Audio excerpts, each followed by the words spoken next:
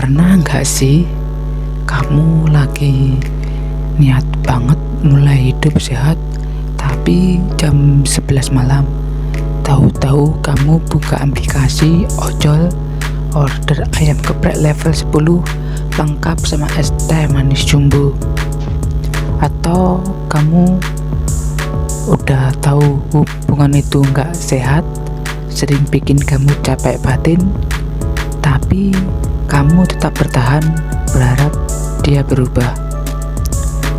Kita semua pernah ada di situasi itu, saat tahu apa yang benar tapi tetap memilih sebaliknya, saat logika kalah sama hawa nafsu.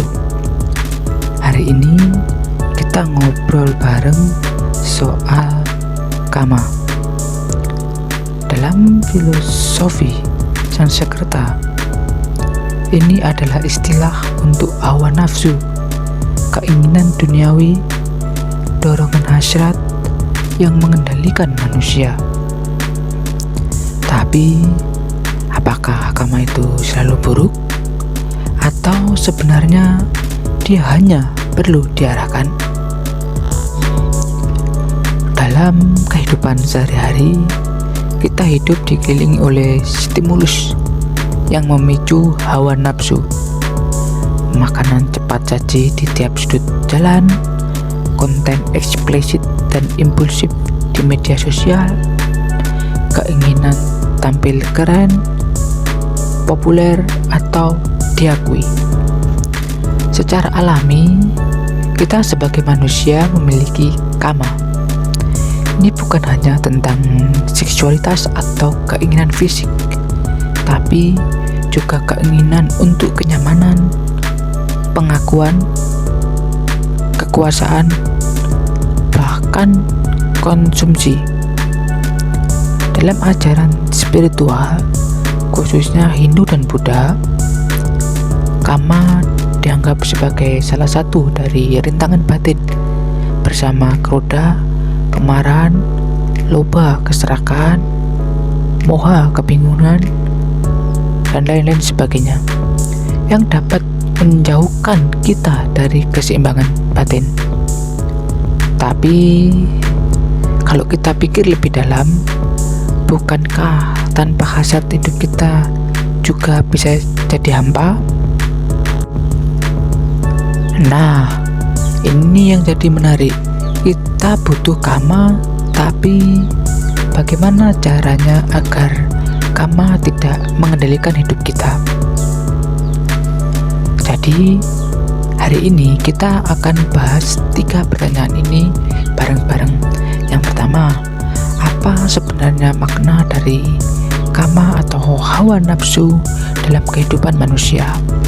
Yang kedua, apakah karma itu selalu negatif atau bisa juga menjadi kekuatan positif?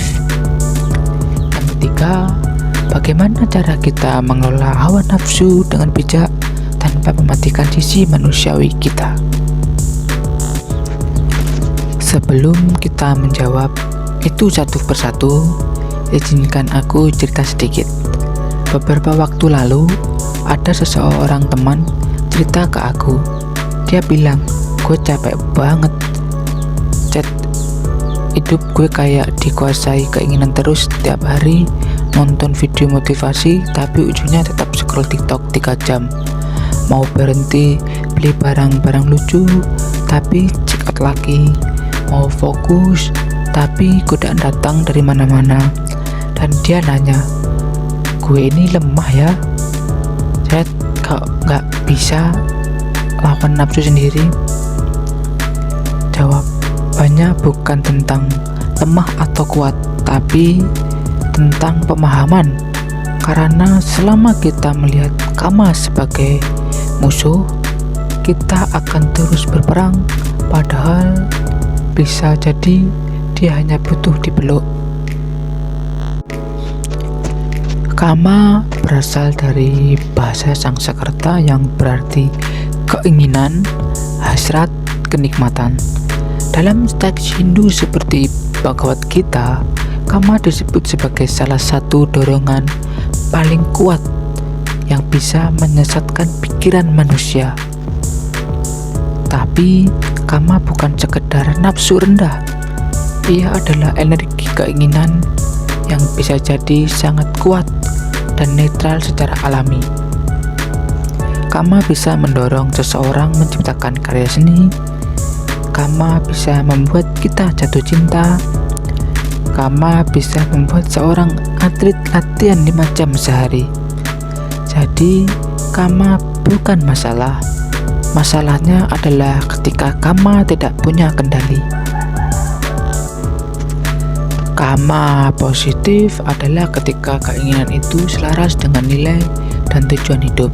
Contohnya seperti kamu ingin sukses, lalu kamu disiplin belajar. Kamu ingin bahagia, lalu kamu memperbaiki relasimu. Kamu ingin sehat, lalu kamu menjaga pola makan. Tapi kama negatif adalah ketika keinginan itu lepas kendali dan membuatmu jauh dari dirimu sendiri. Contohnya sebagai ingin diakui, rela memasukkan citra di media sosial, ingin kenikmatan, jadi kecanduan pornografi atau makan berlebih, ingin dipuji, memaksakan kesempurnaan yang enggak manusiawi. Kuncinya adalah kesadaran. Lalu, gimana caranya kita bisa hidup berdampingan dengan kama? Berikut ada 3 prinsip yang bisa kamu coba di rumah atau dimanapun saja. Yang pertama, sadari keinginanmu, asal dan arah. Tiap kali muncul keinginan kuat, tanyakan, ini datang dari mana? Dari ketakutan? Dari cinta? Dari ego? Kamu akan kaget sendiri betapa banyak keinginan yang ternyata bukan milikmu, tapi hasil dorongan luar. Yang kedua, jangan lawan, arahkan. Kama itu energi. Kalau dilawan, dia akan makin kuat. Tapi kalau diarahkan, dia bisa jadi bahan bakar. Alih-alih bilang, aku harus berhenti main game, ubah jadi, gue pengen produktif. Gimana ya kalau gue bikin konten tentang game yang gue suka? Yang ketiga, berlatih menunda kenikmatan. Belajar menunda kesenangan sesaat adalah latihan mental terbaik. Bukan untuk menyiksa diri, tapi untuk membuktikan bahwa kamu punya kendali.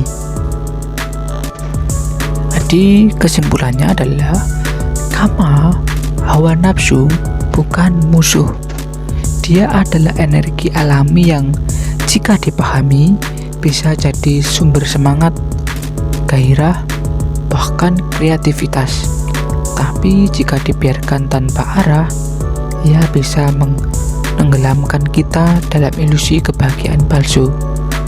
Jadilah manusia yang sadar, yang tidak mematikan hasratnya, tapi juga tidak diperbudak oleh keinginannya. Karena kebebasan sejati bukan berarti tanpa keinginan, tapi mampu mengendalikan keinginan, bukan dikendalikan olehnya. Kalau kamu merasa obrolan kita barusan bikin kamu mikir atau mungkin nyentuh sesuatu dalam dirimu, jangan lupa klik tombol subscribe, like, dan share ke sahabatmu yang mungkin sedang berjuang juga melawan dirinya sendiri. Dan tulis di kolom komentar apa hawa nafsu terbesar yang paling sulit kamu kendalikan saat ini. Kita ngobrol bareng di sana tanpa judgement, tanpa malu, karena mungkin lewat saling berbagi kita bisa saling sembuh.